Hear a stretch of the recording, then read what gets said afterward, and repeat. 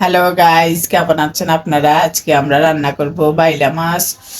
আমরা বাইলা মাছ কিনে নিয়ে এসেছি বাজার থেকে। এনে এবার কেটে নিচ্ছি। এভাবে বটি দিয়ে কেটে তারপর আমরা সবগুলা বাইলা মাছ সুন্দর করে ধুয়ে পরিষ্কার করে নিয়েছি। এবার আমি কাঁচামরিচ, পেঁয়াজ আর 2 প্যাকেট টমেটো সস নিয়েছি রান্না করার জন্য। টমেটো সস দিয়ে এই রান্নাটা করলে খুব ভালো লাগে।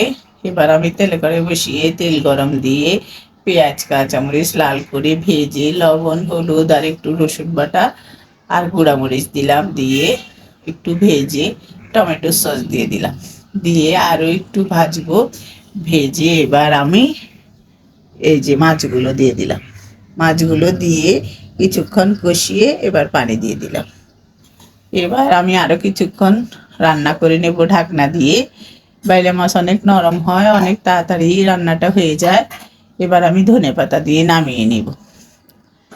খেতে খুব অসাধারণ এই রান্নাটা। আপনারা রান্না করে খেয়ে দেখবেন। যদি ভালো লাগে আমাদের রেসিপিটা, আমাদের চ্যানেলটা সাবস্ক্রাইব করে দিবেন, ফলো করে দিবেন। আজ এ পর্যন্ত, আল্লাহ হাফিজ।